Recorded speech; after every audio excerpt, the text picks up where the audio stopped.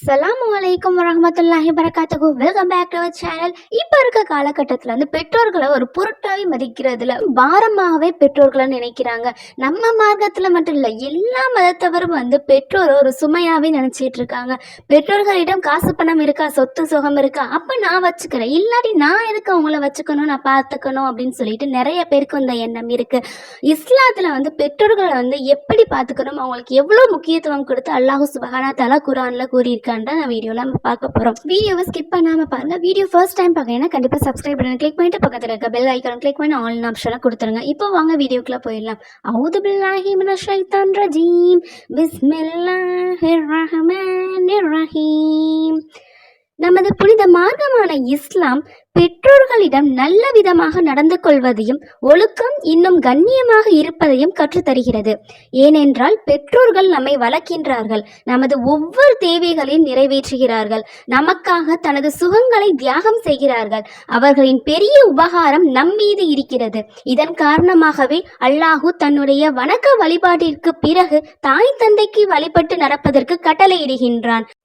குரானில் வந்துள்ளது, நபியே, உமது இரட்சகன் அவனை தவிர மற்ற எவரையும் நீங்கள் வணங்கக்கூடாது என்றும் பெற்றோருக்கு உபகாரம் செய்ய வேண்டும் என்று கட்டளையிடுகின்றான்.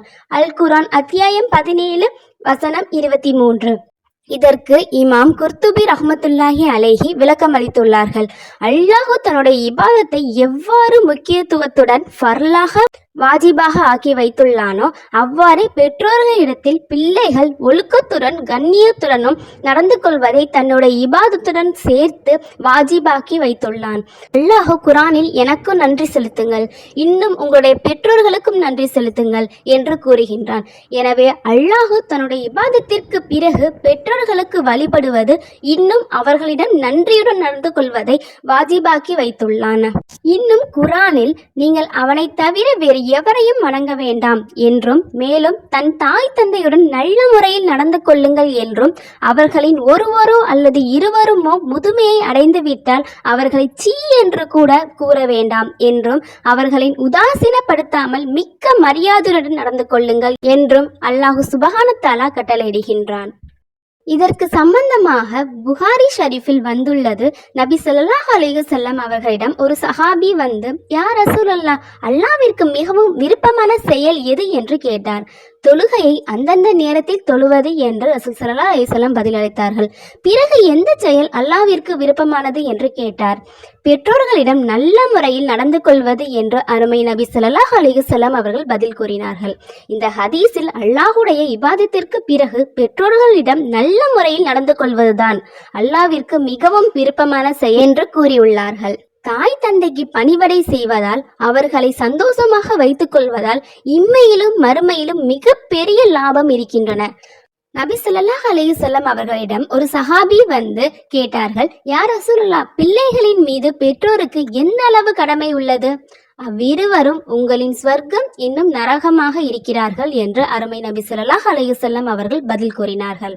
எவர் பெற்றோருக்கு பணிவிடை செய்து அவர்களின் சொல்லை ஏற்று அவர்களை சந்தோஷமாகவும் கண்ணியமாகவும் வைத்துக் கொள்கிறாரோ அவருக்கு ஸ்வர்க்கம் கிடைக்கும். மேலும் எவர் பெற்றோருக்கு சிரமங்களை ஏற்படுத்தி அவர்களின் சொல்லை கேட்காமல் அவர்களை கோபப்படுத்தி அவர்களை மனவேதனைக்கு உட்கொள்கிறாரோ அவரை அல்லாஹ் நரகத்தில் போட்டுவிடுவான். எந்த மனிதன் அல்லாஹ்விற்காக வேண்டி தன்னுடைய பெற்றோர்களிடம் நல்ல முறையில் நடந்து கொள்கிறாரோ அவருக்காக வேண்டி ஸ்வர்க்கத்தில் 2 வாசல்கள் திறந்து வைக்கப்படும். யார் அவர்களுக்கு வழிபடவில்லையோ இன்னும் மாறு செய்கிறார்களோ அவர்களுக்காக வேண்டி நரகத்துடைய 2 வாசல்கள் திறந்து வைக்கப்படும்.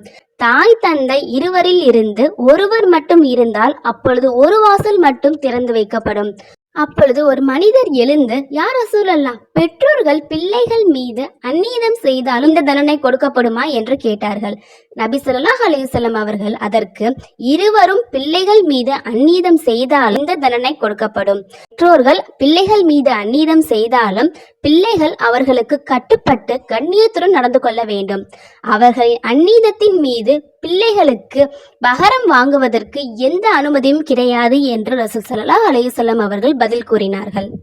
எவர் தன் பெற்றோருக்கு வழிபட்டு அவர்களை பிரியமான பார்வையுடன் பார்க்கின்றாரோ அவரின் ஒவ்வொரு பார்வைக்கும் ஒப்புக்கொள்ளப்பட்ட ஹஜ்ஜின் நன்மை கிடைக்கிறது என்று அண்ணல் நபி ஸல்லல்லாஹு அலைஹி வஸல்லம் அவர்கள் கூறியதாக இப்னு அப்பாஸ் ரலியல்லாஹு அன்ஹு அவர்கள் அறிவிக்கிறார்கள். ஸ்வர்க்கம் தாய்மார்களின் காலடியில் இருக்கிறது. தந்தை சொர்க்கத்தின் தலைவாசல் ஆவார். அதை பாதுகாப்பதும் வீணாக்குவதும் உன்னுடைய விருப்பத்தில் இருக்கிறது.